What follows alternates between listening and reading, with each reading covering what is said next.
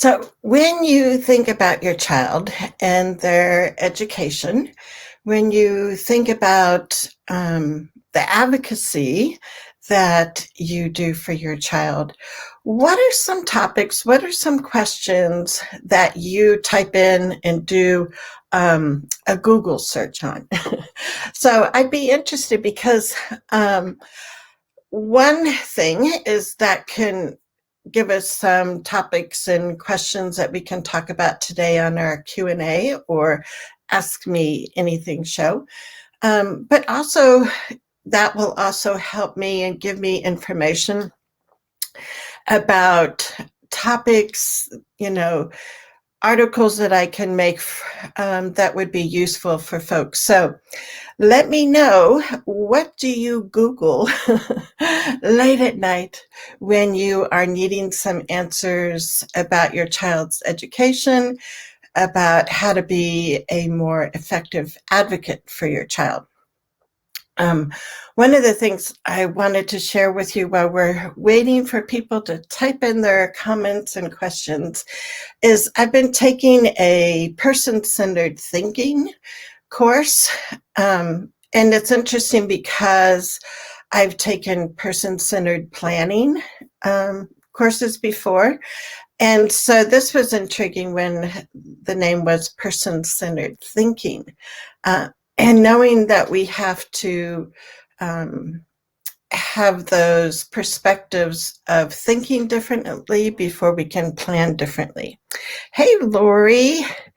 Well, how are you? Can they only evaluate for an IEP in person? My student is e-learning.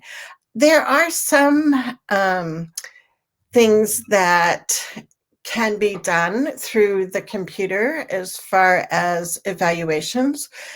Some evaluations are like checklists, like if your child's doing wanting to, this team is wanting to know more about executive functioning skills for your child, that's a questionnaire that the student can answer, the parents, the teachers can answer. So for sure, something like that. E-learning doesn't matter, right? Because it would be just filling out that questionnaire. Even some of the academic testing you can do, via virtual learning. You would want to make sure that when the person doing the evaluation is writing up their report, that they mention that this was done through virtual, it was a virtual evaluation versus in person. There are some testing companies that are saying that, yes, they still believe you're going to get valid results. So Lori, do you know what kinds of testing they're wanting to do? Hey, Michelle, I know, and this is done by Cheryl, and her last name starts with a K. But yeah, she does all this graphic representation.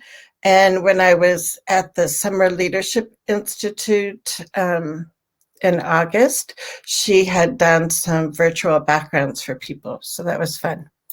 Lori says, how long do schools keep school records? And that can depend on your state, that can depend on your district.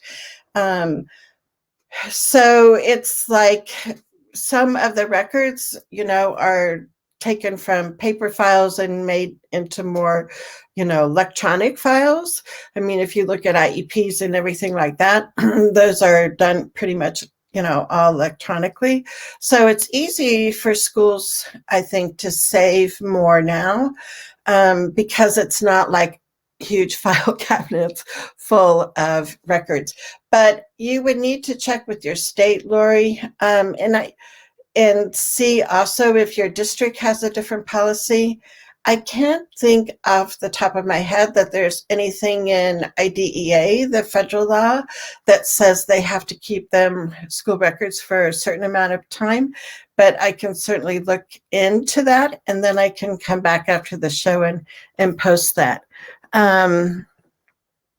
So emotional. Yeah, it depends. Again, one of the common assessments that they'll do for emotional, social kinds of needs is the BASC. And again, that's a questionnaire. So there's one that the student can fill out, there's the parent one, and usually at least one teacher that knows your child. So again, it depends on what kind of assessment, right? If they're going to be doing some observation and to see the impact of your child's emotional needs when they're in the school. And if you're totally remote, then that can't happen right now, right? So you really need to look at what information are you trying to get from the evaluation and what are the different options. The school psychologist and the special ed teacher might be two people that you would want to touch base with and get their ideas of, like, if we're going to do this assessment, which ones are you looking at? And again, if you've seen some of my shows that I've done on evaluations, you always have the ability to consent for which evaluations you think would be helpful. And if you disagree and don't think some of the evaluations are going to be helpful, then you cannot give consent to that. And then, there's other things like figuring out, are you on a hybrid? Is your, child on a hybrid schedule? Are there some things that when your child's at school for a couple of days a week that they could do something, face-to-face versus virtual? And I can't remember, Lori, if you said if your child was full-time remote learning or if you guys are doing hybrid learning. So if you want to let me know.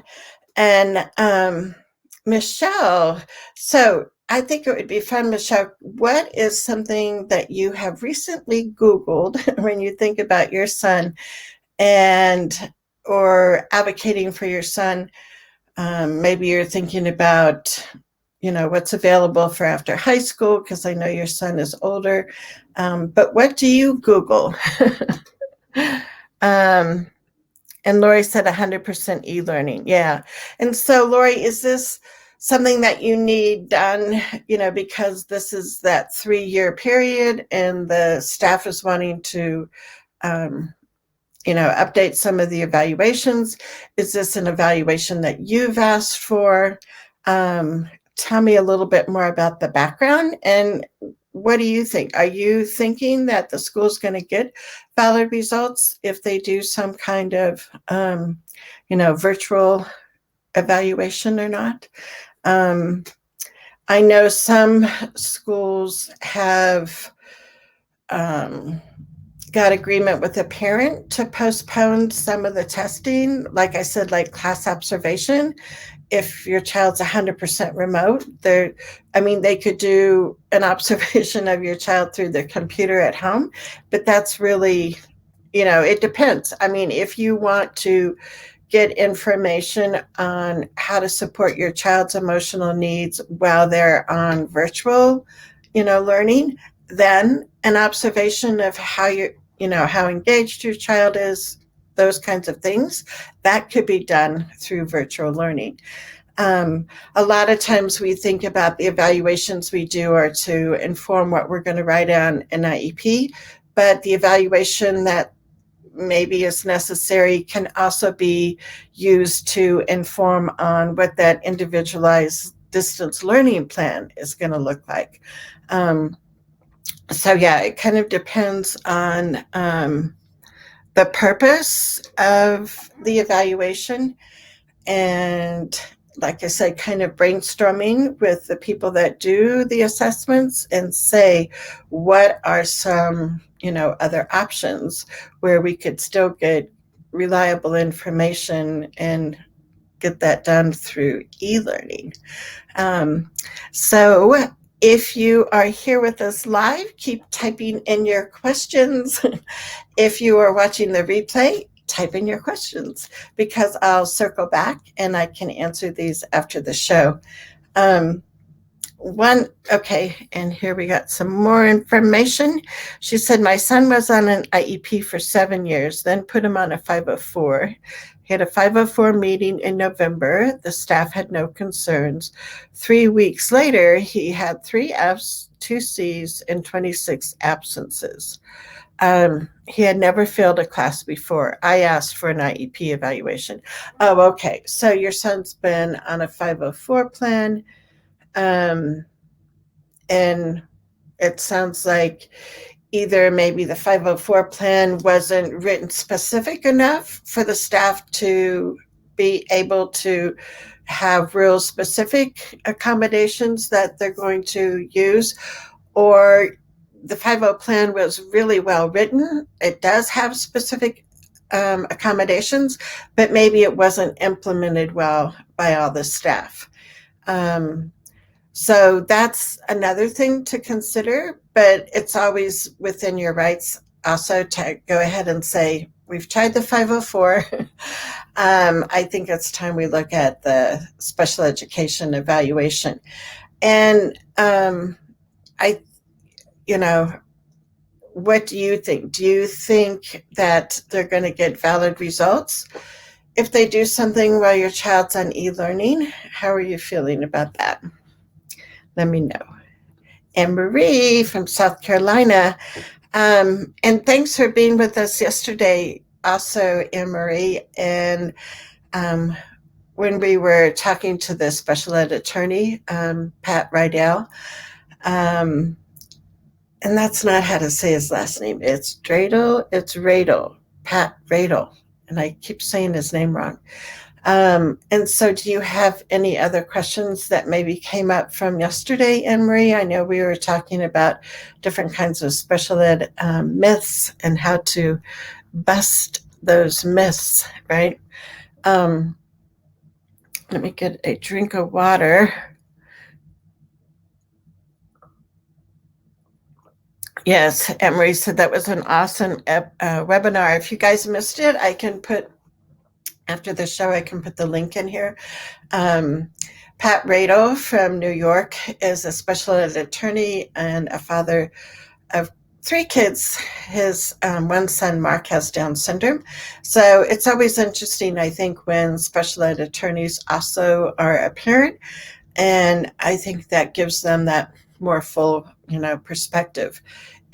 I know it's helped me, when I was teaching, to have that parent perspective, and then also being a parent to understand what the teachers are going through. So having that kind of being able to look at other people's perspectives is really important. And Emery says, implementing accommodations. The team is struggling with using her assistive augmentative communication device. So implementing the accommodation. So what's the accommodation that she's going to use the device? Is it because the staff doesn't feel comfortable using it or programming it? Is there only one person in the building that knows how to program it? I know when my son was young, we used a Dynavox communication device, and it was like myself and the OT were the 2 people that were most comfortable programming it. And then what we had to do was like call in a company rep and help the other staff become comfortable with just using it. And then if there were a couple other people that wanted to get training on programming, they could do that. But making sure that staff know how to use it, I think, is really important. It's one of, I think, the big reasons why communication devices aren't used that often.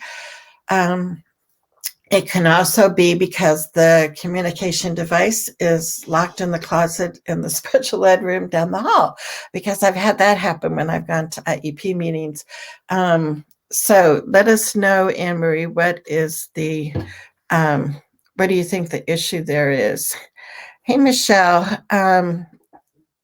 talking about self-determination, how can that thought process drive your expectations for learning? So self-determination, drive your expectations. So I I guess I would need a little more information, because when I think of self-determination, I think that's when we help our kids develop those self-advocacy skills, right? And that they can make choices and they can go through the process of, you know, if I do this, will this consequence happen? Is that a good idea, a bad idea? Kind of that thought process of being able to choose different options is part of self-determination. And then I'm not sure how you're connecting that then with expectations for learning. So are you talking about the student has really positive determination skills, and then how does the student have high expectations for their learning? Or are you saying, how does the staff have high expectations for his learning? So if you can just clarify that for me a little bit. And Lori says, no, every day is an argument because they want him to go in person. They are saying that they don't have records of his diagnosis for selective mutism, even though it was on 7 of his IEPs. So you're saying that no, that you don't think the virtual learning evaluation is going to be like really helpful. And so, I think, what you could do, Lori, is to have some more conversations, maybe with your son first before you talk with the staff, and get your son's input. And I don't know if he has an alternative way besides speaking that he is sharing with you what he wants, what he needs. But I think there's a lot of like tip of the iceberg kinds of things that we know, and we have to have more conversation to get beneath that. So, when you say that the school wants him to come back to in-person learning, he's 100% remote now. So that, where is that gap? And is it based on he is not going back to the building because of health reasons and with COVID and all of that? Is he not going back to in person because he refuses to go back to school? Is it, because he's not feeling supported and comfortable?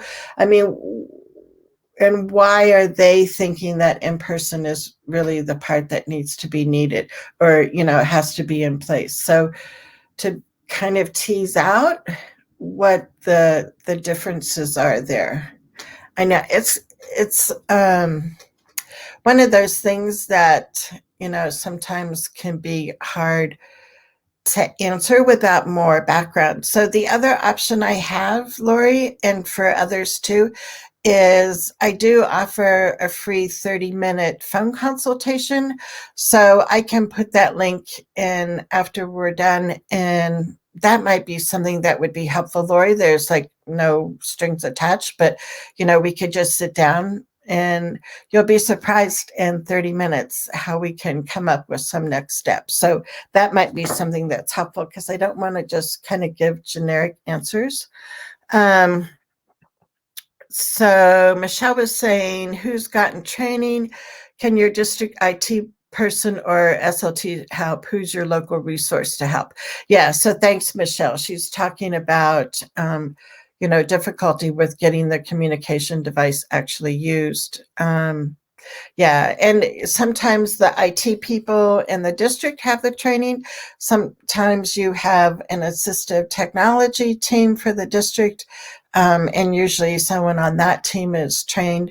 And like I said, in our case, we just had the company representative come and do the training for the staff and for myself. And one of the things I look at when you ask for staff training is also, if your work schedule, allows it, for you to also attend any kind of training like that. So you're all getting the same information. You're there to ask your specific questions. But yes, definitely, I think look and see if it's the training that's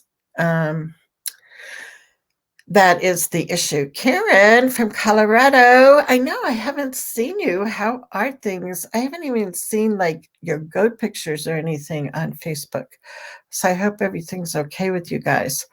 How do I teach my 6-year-old to self-advocate for herself? I love it. And I'm glad that you're looking at doing that now. And so even for young kids, right, those are skills that we want them to start develop. So at a 6-year-old level, right, it's going to look real different than advocacy skills we talk to help a high schooler with. But 6-year-olds can make choices. They can choose, if you allow them, they can choose what they want for breakfast. They can choose, if they want to drink juice or milk. And you might think those are like silly little things. And it's like, well, of course, we already do that. Well, those are like the beginning of self-advocacy skills of knowing what you want and being able to ask for what you want. And so for kids that are using alternative ways to communicate and not using speech, we have to make sure that those choices are on their communication device, right? So making choices, sometimes just, little things like, it's time to brush your teeth, and they're, like, no, I don't want to brush my teeth. And sometimes you can just say, let's see, how long do you think it takes you to brush your teeth? And so for them to make a prediction on how long a task is going to take, what they need, they could say, no, I need you in there to help put the toothpaste on, but I can do the other parts. So she can start identifying things that they can do by themselves and things that they need help with. When Dylan was, starting at age 3, our son who has Down syndrome, he went to all his IEP meetings. There were a few that were like, we knew were going to be a little more heated, and he didn't go to those. But even as, like, I remember in kindergarten, we had the IEP meeting in the kindergarten classroom. Dylan could be playing at the centers, coming back to the table every once in a while, but we could still ask him questions like, Dylan, what do you like to do at school? And that's self-advocacy, being able to tell other people what you like. Dylan, who are your friends at school? What don't you like? What's hard? Do you like recess? What do you like to play at recess? So even though those seem like, kind of like, well, those aren't really deep questions, but for a young kid, those are appropriate questions. And like I said, we kind of start them on that path of being able to speak up for themselves. The other thing I think that helps, even when kids are 6 years old and they're at their own IEP meeting, and even if it's just for a few minutes at the beginning or something, but they see how you are advocating. They see how you ask clarifying questions. They see how you wait and listen to the person's response. So that modeling that you're doing as an advocate now, because your child is really young, is also a way that your child can be learning self-advocacy skills. So, Michelle, I know you've probably done a lot as far as, working on self-advocacy. So what other tips do you have? And Jessica said, I love these live meetings and so happy to share and learn so much from all of you. This is excellent. Thank you.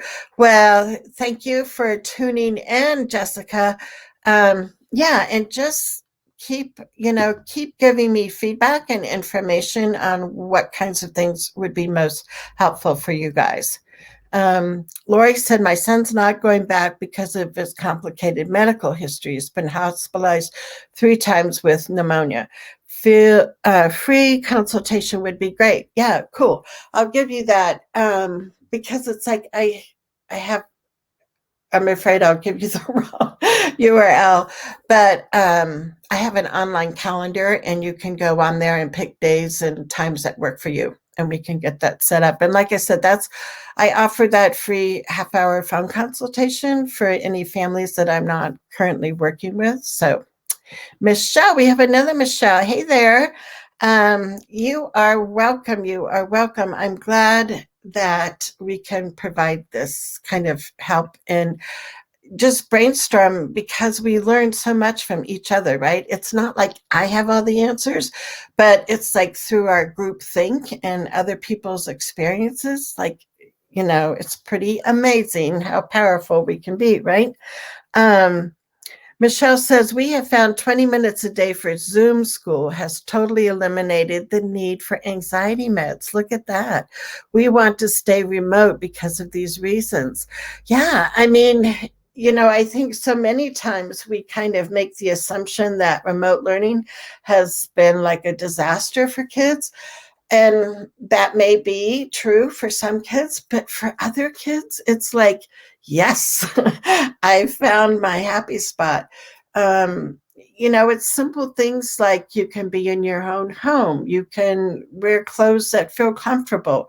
You can have a choice about where you sit and do your Zoom learning. So congratulations, Michelle, on finding out like that sweet spot. Those 20-minute segments are going to be what's really going to be helpful. And to be able to reduce or eliminate anxiety medications, I mean, like, that's like a huge win, don't you think?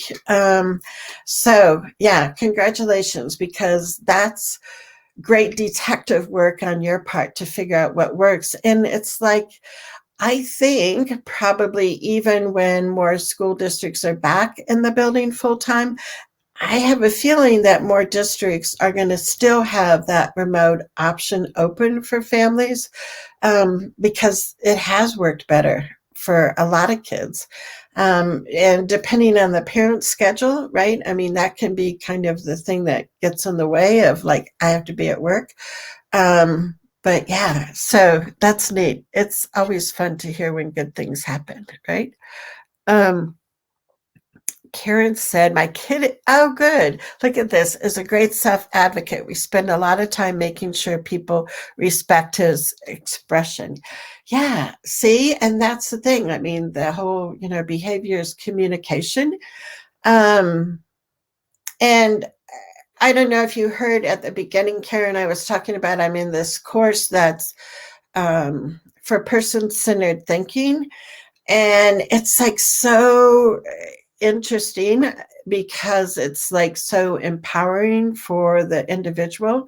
And I'm kind of looking at it as far as my son as an adult who, has rents his own house with a couple of roommates, has staff that help support him.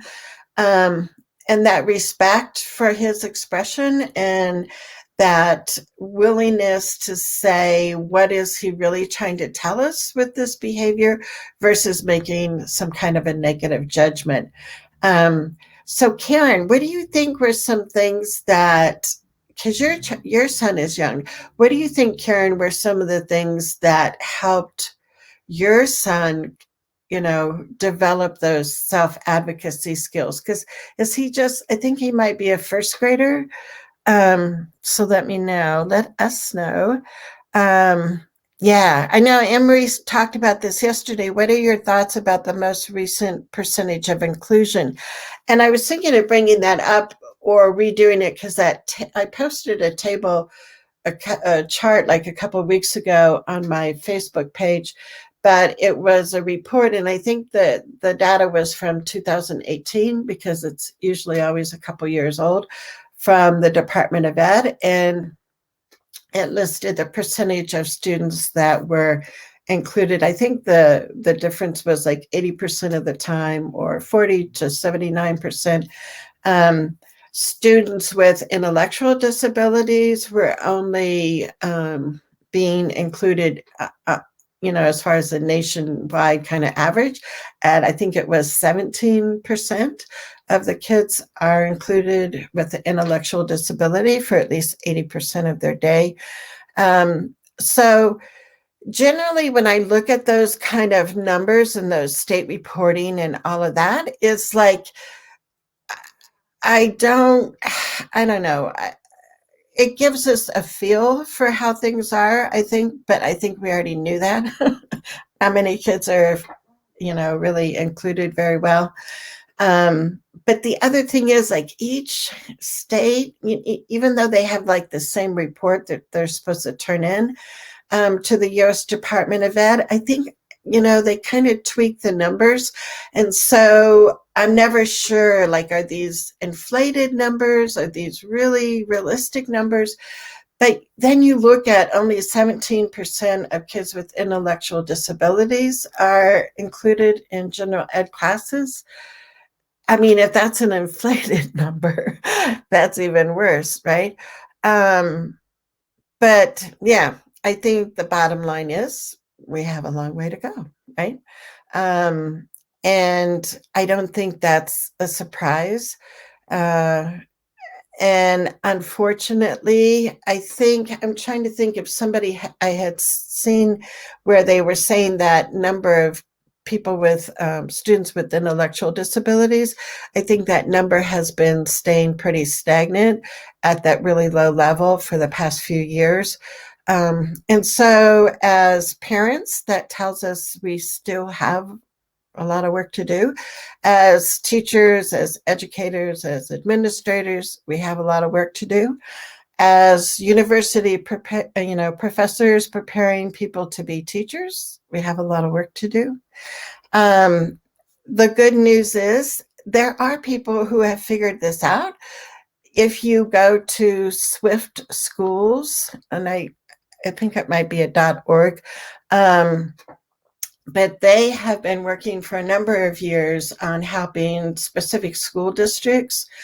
And on their website, Swift Schools, you can not only see what districts they've been working in, but also some of the research that they found. There's also articles in there of strategies and how they got the change to come about. But yeah, we're not anywhere near having kids be in inclusive settings. And I look at if we had more teachers trained on universal design for learning, I think that would make a huge difference. If we have more staff trained on co-teaching, that would make a huge difference. And I just got an email this morning from Julie Costin, and she's going to be offering another co-teaching class for educators. I think it's going to be on Saturdays in March. So I need to put a note of all these things I said I'm going to put a link for. But the co-teaching class that Julie's going to be offering is, I think it was only like $149. And not that teachers necessarily have $149, to pay for. But if it's something that's in the IEP, as far as there's going to be staff training on co-teaching, and then the district is responsible for providing that. So I'll put the link in for that co-teaching training, and you can share that with your staff.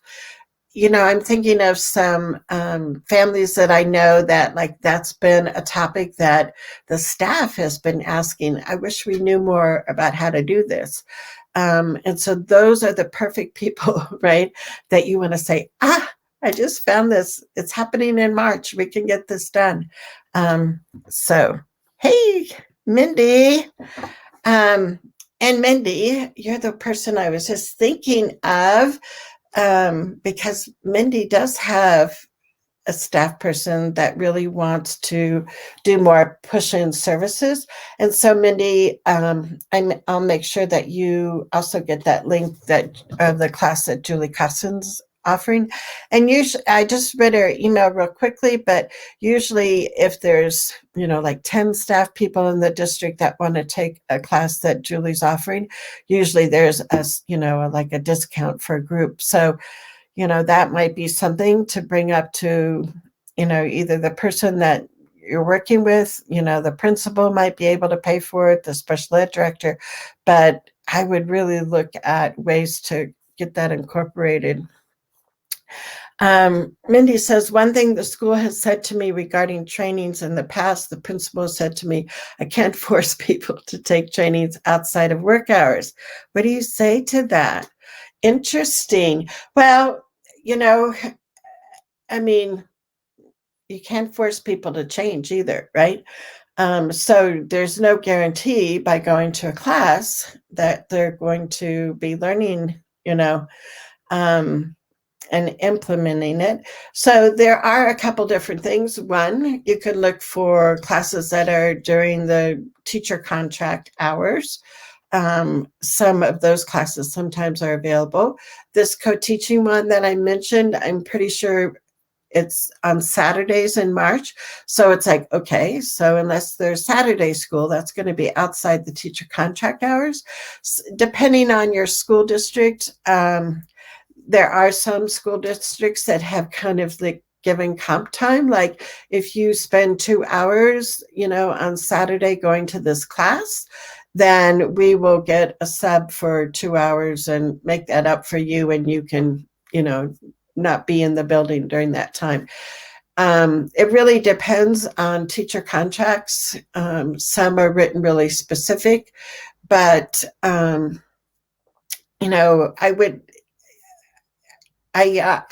wonder if the principal is saying that as far as like, therefore we can't do that. But it's like, if the training is needed, then they have to think of a way. So maybe instead of going to a Julie Costin class on a Saturday, they bring somebody into the school building and they do some, professional development when there's an early release day for the kids, or when there's a professional development day on the school calendar.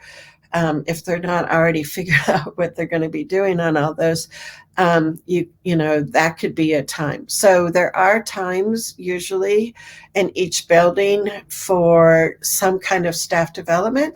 Sometimes it's during a staff meeting, but if there's a need for teachers to have additional training in order to support your child, those are considered supplemental services and supports. And then we just have to be creative. And maybe, the person in your situation, Mindy, that wants to learn more about co-teaching, she might be saying, are you kidding? I'm fine with doing that on a Saturday. The reality is most teachers do lots of work outside of their regular hours. So yeah, I think it's a matter of being creative. So if any of you guys else have ideas of that, let us know. Michelle's from Nebraska, and she said that her son is 14, has Down syndrome, and I frequently testify in the legislation regarding bills that affect schools and services. Yeah, so talk about like a great policy advocate, right? Because a lot of times, as parents, we're more focused on our own child, and so we have that individual kind of advocacy, but that policy work on education bills, restraint and seclusion bills, different things like that are like really important also.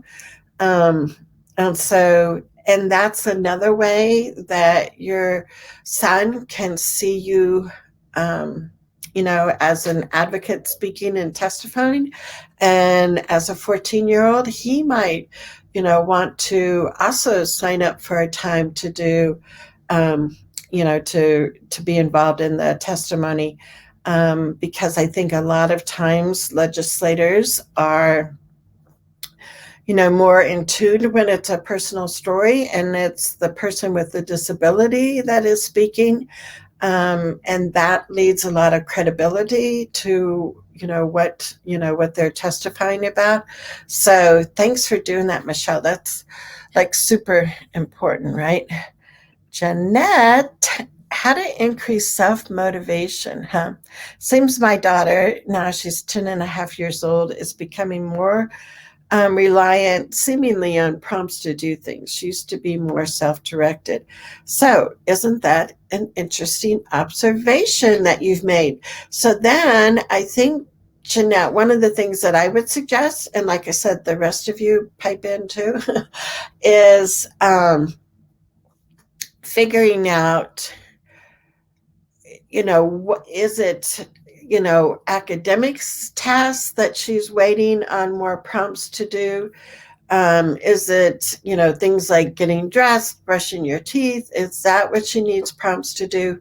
And then see, like, are there certain people that she waits for the prompts before she does anything? Are there other people that she knows they're going to expect her to do it, and so she just does it?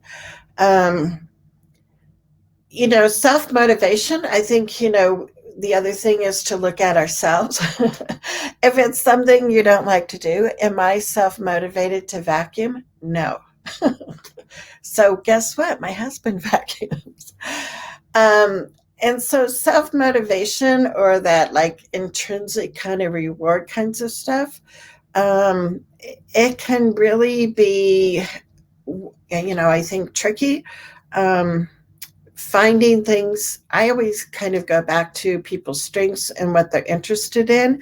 And when teaching a new skill, let's do it in an activity that is going to be really motivating for them to begin with, and kind of build those skills through, if she likes cooking, for her to be able to find the ingredients in the pantry and put them on the counter.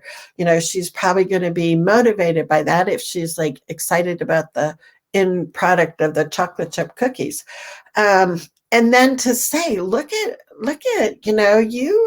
you are so good. You got all the things out, you put them on the counter, and recognize her for, taking that initiative. But yeah, it can be tricky because, like I said, even as adults, when it's something that we don't like to do, we don't have a lot of self motivation. So for a 10-year-old, that can be hard too, right? Um, Rachel said, could maybe, oh, look at this, school PTA or booster clubs help with any of that as well? Yes, yes, yes. I love that idea, Rachel. And I think she's talking about paying for professional development for staff. A lot of PTAs will have a certain amount of money that they don't, each grade level gets so much money each year to buy materials for their classroom or to take classes. So, yeah, I mean, that could be a project that the PTA takes on. We've got a workshop coming up about co-teaching. We want as many of our staff to go as we can. How can we support that as a PTA? Or, like you said, if you've got booster clubs and things like that. Michelle says he also sees people like him with disabilities testifying. Yeah, I hope this lays a foundation for his future, that he will also continue to be active in our state. Exactly, Michelle. And so I think she's responding to that question about how do we teach those self-advocacy skills and self-determination kinds of things. And so, yeah, being around other people, and sometimes adults or somebody a little bit older than you with a disability, and seeing what they accomplish, and knowing that these are things that they can look to in the future also, can be really helpful. Emery says our Partners in Policymaking was canceled this year. Oh, darn. I was supposed to participate this year. Yeah, that's a really wonderful program. So hopefully next year that will be back for you in South Carolina. I did a similar program, Partners in Leadership in Colorado, when Dylan was like 3. And it was pretty amazing, fantastic. So yes, cool. I'm glad that you guys are having that in South Carolina. And like I said, hopefully things are going to be calming down and the fall will look different.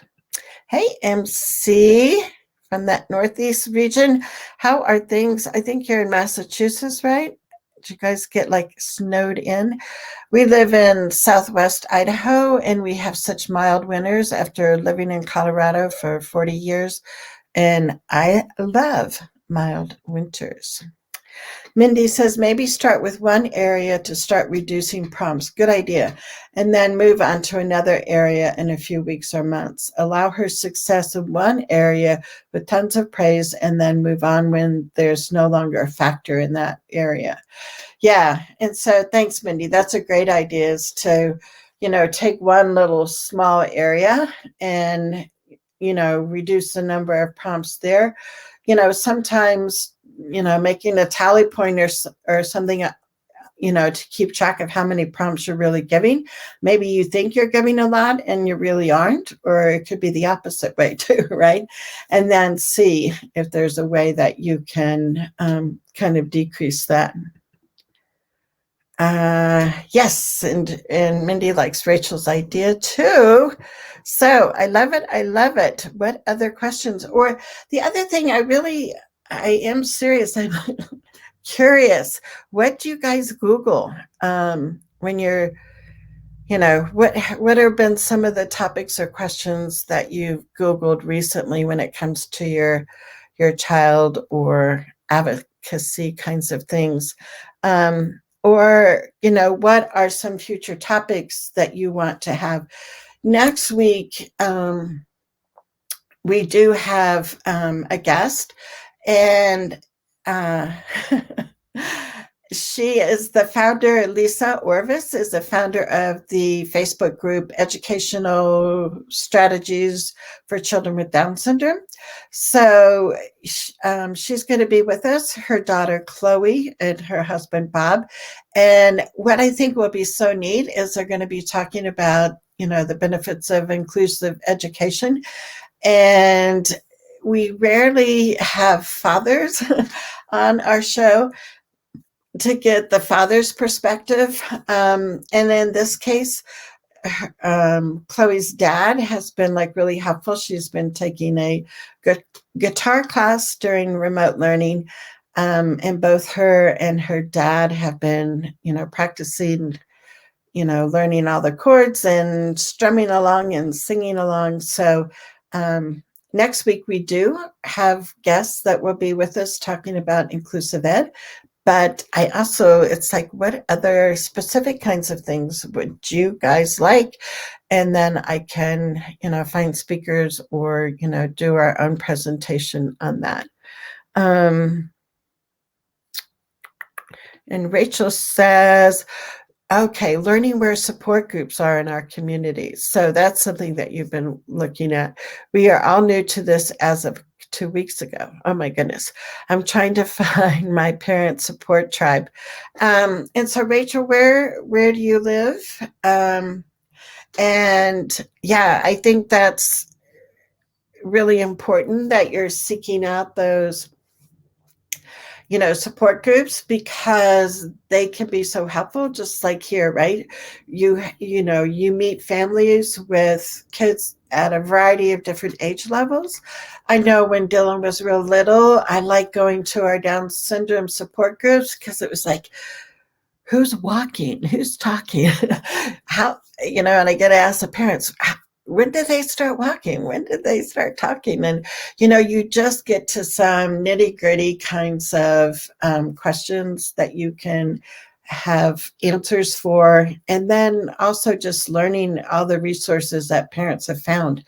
I know we have a Trailblazer group for parents, and Mindy has been great bringing up the topic of reading and what are the different reading programs that can be successful, and specifically for kids with Down syndrome. So that's been something that we've been kind of going deeper into. So if there's topics like that you want us to, delve into in more depth when we have our weekly live shows. Let me know.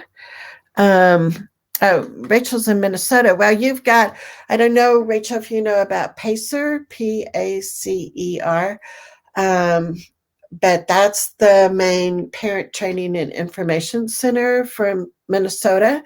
And that would be like an excellent, statewide resource place for you to go to. If you want, I can look up their contact information and post it later. But if you would call PACER, I'm sure, they have different like parent advocates, parent, advisors, and they would be aware of like what part of Minnesota you live in and, what support groups are already there. A little bit of trivia. I was born in Minnesota. I was born in Grand Rapids, Minnesota, but I only lived there for 6 months. Then we moved. Mindy, I've been trying to learn how funding works in the schools so that I can do better asks, but I'm sure that varies state to state. Yeah, and that's, one of the things that, and I think, Mindy, you heard some of our broadcasts yesterday when Pat was talking, but the attorney, in budget, funding is really not supposed to be brought up in meetings, but the reality is we know that, that's a looming issue for a lot of districts. The funding level is really specific as far as state by state, as far as, the percentage of state funding that goes to districts. Different districts, depending on how the state is set up, get revenue from different taxes in their location. And so that's always something that a lot of states struggle with because of the inequities of, smaller rural communities usually don't have the same amount of funding that they need that larger districts do. So that's good that you're looking at that. And one of the things that you could do, Mindy, is I don't know what Indiana's Parent Training and Information Center is called, but you could also start there and they would be able to give you some information. The other website, and I'll have to write this down to remember, is the Advocacy Institute. It's in Virginia, but it's, like they have all kinds of national information. And one of the things, the tabs on the Advocacy Institute's website is Follow the Money. And it talks a lot about IDEA funding, but also how things are distributed to states. And so that could be a really good resource for you, Mindy, and I'll put that up here. Michelle, some parents are saying do not sign any sort of releases. Is there something specific we should watch out for? Thanks. That's a great question. As an advocate, I generally suggest that parents do not sign a blanket release of information, like, for the child's doctor or, counselor or something like that. And it's not that I don't want there to be collaboration between private people and the school people working together, but I want to know what they're talking about. So I suggest to parents that they, include a sentence on the, release of information page that they give, permission, consent for the district to contact these people for this kind of information. So you want it to be specific and say, as long as you were on the phone, part of the conversation, or that the school will tell you what information they're looking for, you will go to the doctor, you will go to the counselor, ask for that information, read it yourself, see if it's something you really want to share with the district. And you kind of be the middle person that, they don't just write to the doctor and say, give me all the records, and the parent said, you can do this. You want to still be in control of what information gets shared. So I suggest doing some kind of a short sentence, consent for this if I'm, involved, on the phone, or if it's a face-to-face meeting.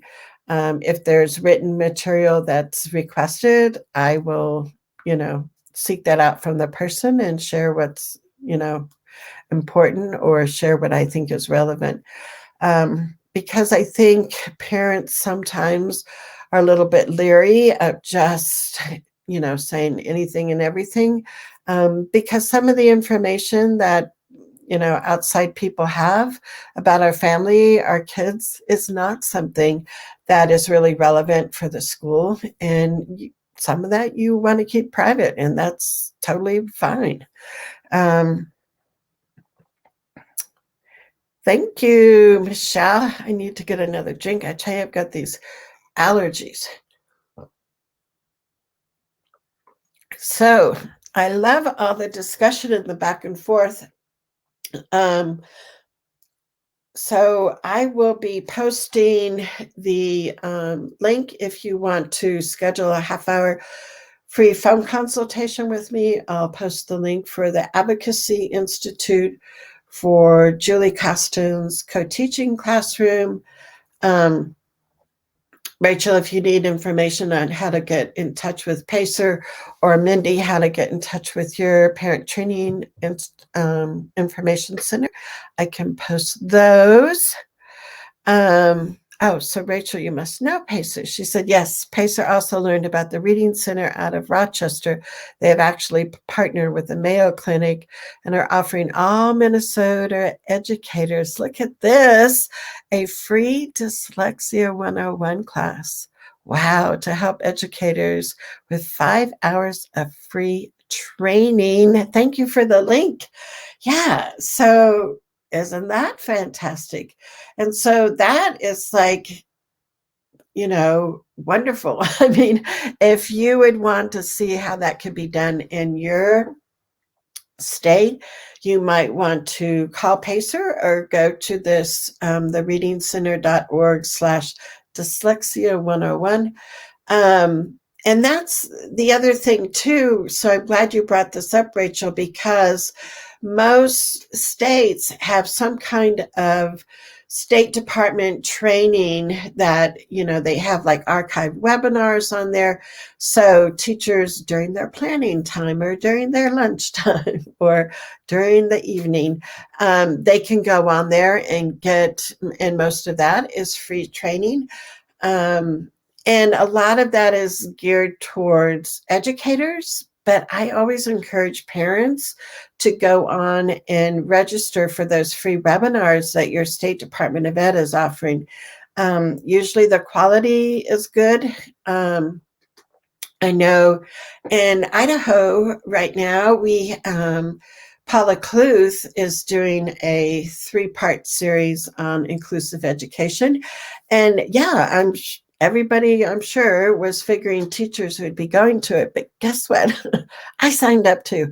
So not only share those webinars and information with your teachers, because I think a lot of teachers don't even know that their State Department offers training like that, as far as like virtual webinars, but also for yourself. Most state departments of ed have, weekly, biweekly newsletters that go out, and a lot of their mailing list are educators.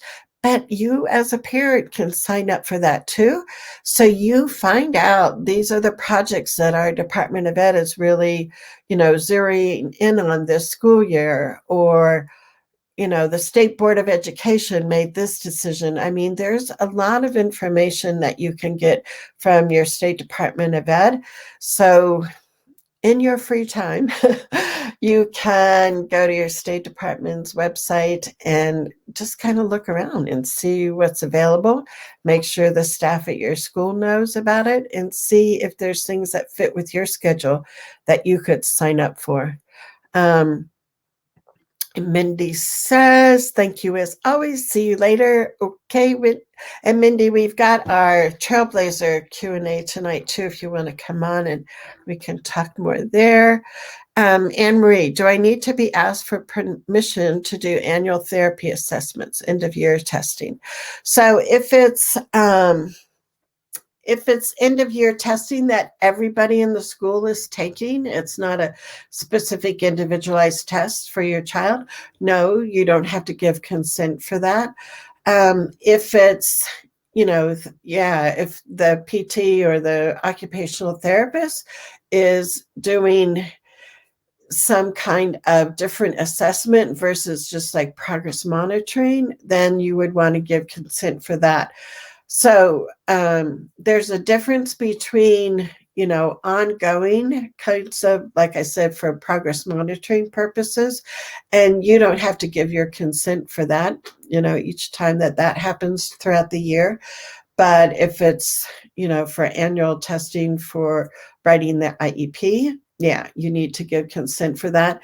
And the other thing that I always talk when I talk about evaluations is that you're a member of the evaluation team. And I think it's helpful for you to have a face-to-face, either in person or through the internet, with the other team members at school, and really look at what information is going to be helpful and what you really need versus because it's his annual review time, we're just going to do all this. So be a part of the conversation and don't just sign the consent for evaluation without having that conversation about what information do we already have. We don't need to duplicate this part, but maybe we're missing this aspect. So it's more targeted and not just kind of a blanket thing. So good questions today, folks. I think we're close to the top of the hour, are we? We are. So we have some new people here that might not have my book. So why don't we do a good book giveaway? I saw this on Amazon. It's called The Art of Advocacy, A Parent's Guide to a Collaborative IEP Process. And I kept it short because I know we're busy people, but I put scenarios in here of things that actually happen at meetings, how you could respond to that. I think there's a science to advocacy, which is knowing the law and all of that. There's the art to advocacy, which is more about learning what kinds of questions are more helpful to ask, being able to, respond in writing with your concerns or whatever. So effective communication, things like that. But specifically geared for the IEP meeting. So what I'll do is my scientific way, Anne-Marie's probably seen me do this, where I'll just close my eyes, I'll scroll through the comments, and I'll stop on somebody, and you will be the lucky winner of this book. Okie dokie. So I'm closing my eyes. I'm closing, I'm scrolling up and down, and I'm stopping on Karen. And I don't know, Karen, you might already have the book, but what's nice is if you already have it, I'll still send you another one, and you could give it to a friend, right? So, all right, Karen. And come back next week. Like I said, we'll be having Lisa Orvis, her husband, and her daughter Chloe will be on talking about inclusive education. So it will be great to hear that family perspective and also to hear Chloe's perspective, right? So until next Thursday at noon Mountain Time, I am Charmaine Tanner. I'm passionate about helping parents become even more effective advocates for their kids and helping their children develop those self-advocacy skills. So have a great week, and we shall see you back, same place, same time next